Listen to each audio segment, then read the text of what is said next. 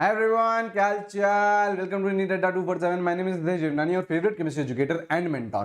बेटा मैं पिछले 5 सालों के पेपर्स एनालाइज कर रहा था नीट केमिस्ट्री के, तो उसमें बेटा एक ट्रेंड मैंने ऑब्जर्व करा कि यार ऐसे कौन से सब टॉपिक्स हैं जिसमें से सबसे ज्यादा क्वेश्चन पूछे गए हैं पिछले 5 सालों में। तो यहाँ पे बेटा लगभग मैं आप लोगों को 35 ऐसे सब टॉपिक्स बताने वाला हूं जहां से बेटा आप लोग एक्सपेक्ट कर सकते हो आपके 25 एमसीक्यूज नीट 2024 में बैठ जाएंगे। ठीक है, और अगर आप लोगों ने वो 25 एमसीक्यूज भी सही कर लिए तो बेटा 100 नंबर सीधा सीधा आपके होंगे केमिस्ट्री में। इसी तरीके से बेटा प्रिपरेशन करनी है, एक गाइडेड वे में प्रिपरेशन करनी है हम लोग को लास्ट 3 साढ़े 3 महीने में, और डिस्ट्रैक्शन से बेटा दूर रहना है। ठीक है, तो मैं आप लोगों को टॉपिक्स बताते हुए चलता हूं। ये टॉपिक्स बेटा मैंने 2019 वाले पेपर से लेके 2023 के पेपर को स्टडी करके निकाले हैं। ठीक है, तो आप आराम से देखिएगा। ये पीडीएफ बेटा आप लोगों को इस टेलीग्राम चैनल पर मिल जाएगी। ठीक है, नीट अड्डा का टेलीग्राम चैनल है ऑफिशियल, तो वहां पे आप लोगों को ये पीडीएफ मिल जाएगी। लेकिन बेटा सिर्फ और सिर्फ पीडीएफ से काम नहीं होगा, यहाँ पे मैं आप लोगों को और भी बहुत सारी चीजें बताऊंगा। तो मेक श्योर आप लोग वीडियो अच्छे से आराम से पूरा देखें। ठीक है, सबसे पहले बात करते हैं यार आप लोगों के जो मूल कॉन्सेप्ट के टॉपिक्स है ना। मूल कॉन्सेप्ट में आप लोगों से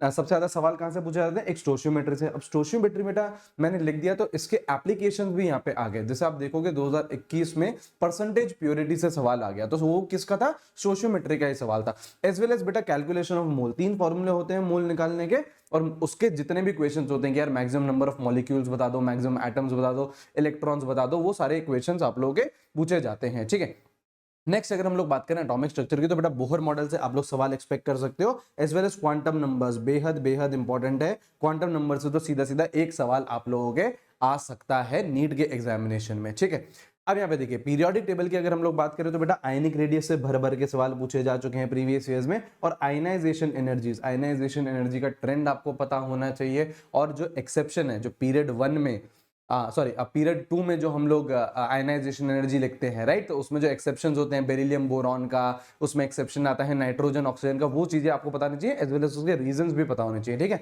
केमिकल बॉन्डिंग की बात करें तो बेटा बॉन्ड पैरामीटर्स, आपकी bond length, bond order, bond strength, यहां से आप लोगों का क्वेश्चन आता है। वीएसईपीआर एंड हाइब्रिडाइजेशन, उसमें आप लोगों को स्ट्रक्चर पूछ लेगा। उसमें आप लोगों को बॉन्ड एंगल्स के बारे में भी यहाँ पे बात होती है। अगेन ज्योमेट्री है, शेप है, बहुत सारी चीजें हैं, तो ये आपको आना चाहिए। Next is for MOT, molecular orbital theory, अगर आपको आती है तो यहां से बेटा आप लोग एक सवाल एक्सपेक्ट कर सकते हो। और ये तो बेटा हम लोग बहुत अच्छी जो हमारी ट्रिक है उससे भी हम लोग पूरा पूरा स्टडी कर सकते हैं हमारी एमओटी को। ठीक है, चलिए उसके बाद हम लोग चलते हैं थर्मोडायनेमिक्स की तरफ। तो first law of thermodynamics, work कैसे कैलकुलेशन करते हैं, हीट कैसे कैलकुलेशन करते हैं, यहां से सवाल बनता है। और एक बेटा स्पॉन्टेनिटी है ना, आप लोगों का जो डेल्टा जी होता है वहां से आप लोगों के सवाल पूछे जाते हैं।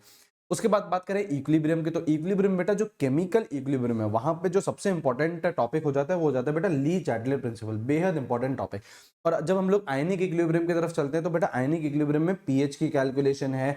उसके बाद बेटा एक आपका बफर सोल्यूशन है, सॉल्ट हाइड्रोलिसिस और सोल्यूबिलिटी प्रोडक्ट। मतलब बेसिकली जो ये 3 आपके टॉपिक्स है ना, बफर सोल्यूशन हो गया, सॉल्ट हाइड्रोलिसिस हो गया और सोल्यूबिलिटी प्रोडक्ट हो गया, यहां से लगभग आप लोग 1 से 2 क्वेश्चन एक्सपेक्ट कर सकते हो नीट के एग्जामिनेशन में। ठीक है, तो ये हम लोगों को अच्छे से करना है। उसके बाद बेटा रिडॉक्स में बात करें तो रिडॉक्स में जो स्ट्रक्चर्स हैं आप देखोगे ट्राइब्रोमो ऑक्टाऑक्साइड का है, कार्बन सब ऑक्साइड का है। तो ये जो स्ट्रक्चर्स हैं वहां से है ना, मार्शल्स एसिड है, कैरोज एसिड है, ये मैंने ऑलरेडी इस चैनल पर ही करा रखा है, तो आप लोग इसका वीडियो भी देख सकते हो। और सारे स्ट्रक्चर्स भी मैंने करवाए थे। तो रिडॉक्स में बेटा यहाँ से सवाल पूछे जाने की प्रोबेबिलिटी रहती है।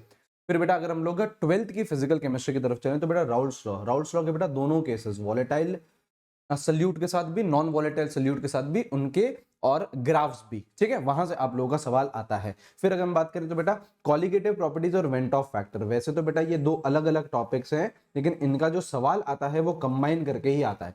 वेंट ऑफ फैक्टर पे अकेला क्या ही सवाल पूछेगा वो, वेंट ऑफ फैक्टर पे अकेला सवाल नहीं बनता है। तो वेंट ऑफ फैक्टर को कॉलिगेटिव प्रॉपर्टीज से कंबाइन किया जाता है। एलिवेशन एंड बॉइलिंग पॉइंट का पूछ लेगा आप लोगों को, आरएलवीपी का पूछ लेगा, तो वहां से सवाल आता है। ठीक है, अब अगर हम लोग केमिकल काइनेटिक्स की तरफ चलें तो बेटा आप लोग का जीरो ऑर्डर की रिएक्शन है, फर्स्ट ऑर्डर की रिएक्शन है, as well as collision theory, ये बेहद इंपॉर्टेंट है। कोलिजन थ्योरी है बेटा थ्योरेटिकल कॉन्सेप्ट है, लेकिन सवाल पूछ रहा है आप लोगों से वो जो अरेनियस इक्वेशन होती है उसके बेस पे ग्राफ के इक्वेशंस भी आ रही हैं, ग्राफ के बारे में आप लोगों को पूछ रहा है, तो ये बहुत ज्यादा इंपॉर्टेंट है, अच्छे से पढ़िएगा इसे, ठीक है। तो इलेक्ट्रोकेमिस्ट्री में इलेक्ट्रोड पोटेंशियल के बाद बेटा होता है आप लोगों का इलेक्ट्रोलिसिस हो गया, कंडक्टेंस हो गया। अब बेटा हम लोग अगर ब्लॉक केमिस्ट्री की बात करें और उसमें भी अगर मैं डीएनएफ ब्लॉक की बात करूं तो सबसे पहले बेटा आप लोगों का KMnO4 और K2Cr27 यहां से बेटा प्रोबेबिलिटी रहती है। पी ब्लॉक में बेटा बात करें तो यहां से अगर हम ऐसे ग्रुप में आपको बताऊं कि जहां से सबसे ज्यादा क्वेश्चन पूछे जाते हैं वो है बेटा आप लोगों का ग्रुप 13 की बात कर लेते हैं, ग्रुप 15 और ग्रुप 16 है ना। यहां से बेटा आप लोगों के पी ब्लॉक में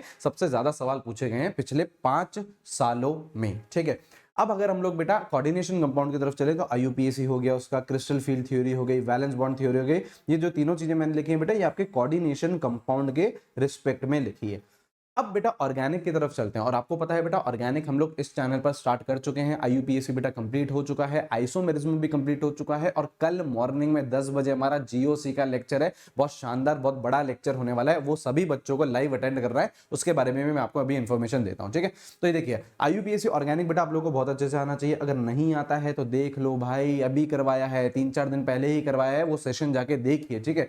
उसके बाद बेटा रिएक्शन इंटरमीडिएट की स्टेबिलिटी, यहाँ पे बेटा सब आ जाता है, रेजोनेंस भी आपको पता होना चाहिए, हाइपर कॉन्जुगेशन भी पता होना चाहिए, एरोमेटिसिटी भी पता होनी चाहिए, इंडक्टिव भी पता होना चाहिए, कोई टेंशन की बात नहीं है। अगर आपको नहीं आता है तो कल ही बेटा जो GOC की क्लास है उसमें हम लोग करेंगे, मॉर्निंग में 10 बजे हमारी क्लास होगी, वो आप आइएगा, लाइव अटेंड करिएगा, ठीक है।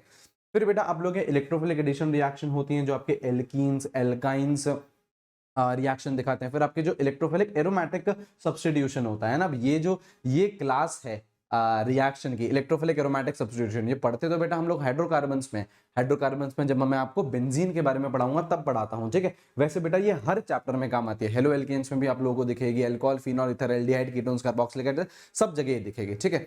उसके बाद बेटा जब हम लोग 12th की ऑर्गेनिक केमिस्ट्री स्टार्ट करते हैं तो आपके आते हैं हेलो एल्केन्स हेलो एरीन्स, वहां पे बेटा आपके SN1 रिएक्शन आती है, SN2 रिएक्शन आती है। एल्कोहल फिनॉल ईथर जब हम लोग पढ़ते हैं तो बेटा उसमें OMDM HBO acid catalysed hydration है, ये ऐसी कुछ रिएक्शंस हैं जहां से काफी सवाल पूछे गए हैं पिछले कुछ सालों में, ठीक है। रीमर टीमर हो गया, ये आपको आना चाहिए, इसमें क्या इंटरमीडिएट बनता है, डाइक्लोरोकार्बिन बनती है, घबराने की कोई बात नहीं है, ऑर्गेनिक ही चल रही है, ऑर्गेनिक ही फोकस है, अभी इस चैनल पर पढ़ा रहा हूं, आइए 10 बजे क्लासेस लगती हैं, उन्हें अटेंड करिए और अपनी ऑर्गेनिक को बेस्ट करो। एक भी पोर्शन अगर आप लोगों ने ढंग से कर लिया ना कि ऑर्गेनिक आपको 100% आती है तो बेटा आप लोगों के 60 नंबर तो नीट के एग्जामिनेशन में पक्के हो गए, ठीक है। तो एक एक पोर्शन कंप्लीट करते हुए चलेंगे। उसके बाद अगर हम और नेम रिएक्शन की बात करें तो अल्डोल कंडेंसेशन हो गया, केनिजारो, हेलोफॉर्म आपका टेस्ट होता है। कार्बोक्सिलिक एसिड में बात करें तो साइड चेन ऑक्सीडेशन होती है, वो बेहद इंपॉर्टेंट है। अमीन से बेटा रिसेंटली देखा गया कि 2-2 सवाल आप लोगों के आ रहे हैं, तो बेसिक नेचर ऑफ अमीन्स और जो डाइएजोटाइजेशन की रिएक्शन है ये बेहद इंपॉर्टेंट है, ठीक है जी। तो बेटा टोटल मिला के मैंने लगभग आप लोगों को 35 से लेके 37 टॉपिक्स ऐसे बताए हैं जहां से मैक्सिमम चांसेस हैं नीट 2024 में सवाल आने के, और लगभग 25 सवाल आप लोग यहां से देख सकते हो इन योर नीट 2024, ठीक है।